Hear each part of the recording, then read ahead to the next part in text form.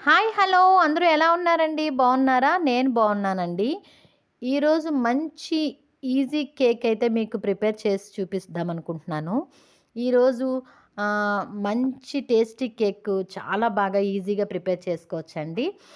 అయితే ఇంకా నా ఛానల్‌ని ఇంకా ఎవరైనా సబ్స్క్రైబ్ చేసుకోకపోతే చేసుకోండి. ఇలాంటి మంచి మంచి వీడియోస్ మీ ముందుకు తీసుకునే వస్తుంటాను. వీడియోని ఫుల్‌గా చూడండి.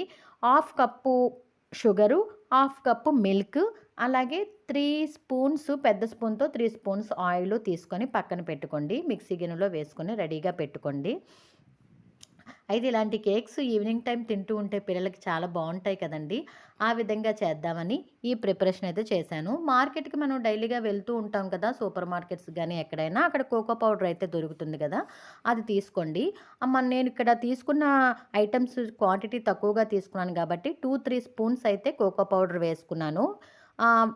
3 వేసుకున్నాం కదా! మిక్సీ గిన్నెలో ఈ కోకో పౌడర్ కూడా అందులో వేసుకొని ఒకసారి మిక్సీ పట్టేసుకోండి స్మూత్‌గా. ఈ స్మూత్‌గా మిక్సీ పట్టేసుకో చూసారా? ఈ కన్సిస్టెన్సీలో వస్తే చాలు. ఆహ్, చాలా బావుంది. చూసారా? మెత్తగా వచ్చింది. స్మూత్‌గా వచ్చింది. ఈ విధంగా మనము తీసుకోండి బ్యాటర్‌ని. దాన్ని ఒక గిన్నెలోకి, ఒక బౌల్‌లోకి ట్రాన్స్‌ఫర్ చేసేసుకోండి. చేసుకుని వెంటనే మనం కేక్‌కి తీసుకోవాలంటే ముఖ్యమైన ఇంగ్రీడియంట్ ఏంటండి? మైదా పిండి కదా! దాన్ని ఒక దాంట్లో జల్లించేసుకొని, జల్లెడలో జల్లించేసుకొని, దీన్ని కూడా ఒక హాఫ్ కప్ అయితే తీసుకోండి మైదా పిండిని. దీన్ని కూడా ఆ బ్యాటర్‌లో మిక్స్ చేసేసుకొని, స్మూత్‌గా రిబ్బన్ కన్సిస్టెన్సీలో వచ్చేలా చూసుకోండి. బాగా పలచగా అయిపోకుండా, బాగా గట్టిగా ఉండకుండా బ్యాటర్‌నైతే ఇలా స్మూత్‌గా చూసుకోండి. నాకైతే ఇంకా ఇప్పుడు గట్టిగానే వచ్చింది. నేనైతే కొద్దిగా మిల్క్ వేసుకొని అలా వచ్చినట్టయితే మిల్క్ కొద్దిగా వేసుకొని సరిపడినంతగా మనం రిబ్బన్ కన్సిస్టెన్సీలో వచ్చినట్టు చూసుకుంటే సరిపోతుంది బ్యాటర్‌ని. నేనిక్కడ ఎలా అయితే చేస్తున్నానో, ఎలా అయితే వీడియోలో మీకు చూపిస్తున్నానో ఆ విధంగా మీరు రెడీ చేసుకోండి. కేక్ అయితే చాలా బాగా వస్తుంది అలా చేసుకుంటే.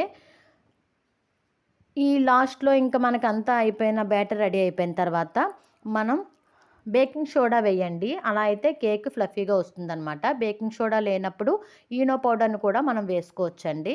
అది ఆల్టర్‌నేటివ్ అనమాట. బేకింగ్ సోడా ఉంటే వేసేసుకోండి అయిపోతుంది. సరేనండి. నేనైతే బ్యాటర్‌ని రెడీ చేసేసుకున్నాను చూసారు కదా! ఈ విధంగా వస్తే సరిపోతుంది. ఇప్పుడు మనం దీనికి పెద్ద ఓవెన్స్ అలాంటివేమీ అక్కర్లేదండి. మనం ఇంట్లోనే ఉన్న మనం ఇడ్లీ పాత్రతో అయితే ఈ కేక్‌నైతే మనం రెడీ చేసేసుకోవచ్చు. ఇప్పుడు ఇడ్లీ పాత్రలో ఇడ్లీకి ఎలా మనం ప్రిపేర్ చేస్తామో ఆ విధంగా ఆయిల్‌నైతే శుభ్రంగా గిన్నెలకి పోసేసుకొని ప్లేట్స్‌కి ఆ విధంగా ఇడ్లీ పెట్టినట్టుగా మనం కుక్ చేసేసుకుంటే ఒక 10-15 మినిట్స్ అయితే మనకిది కుక్ చేసుకుంటే సరిపోతుందండి. చూసారు కదా! ఇడ్లీ షేప్‌లో మంచి కేక్స్ అయితే సూపర్‌గా ఉన్నాయి కేక్స్ అయితే. టేస్టీగా చాలా కలర్‌ఫుల్‌గా ఉన్నాయి కదా! ఫ్లఫీగా కూడా అనిపించాయి చూసారా? ఎంత బావుందో ఇందులో చూపించిన విధంగా కేక్స్ అయితే వచ్చేసాయండి. ఓకేనండి. కేక్ అయితే రెడీ అయిపోయింది కదా! వీడియోని ఇంతటితో ఆపేస్తున్నానండి. Okay friends. Ah, thank you friends. Bye. See you later.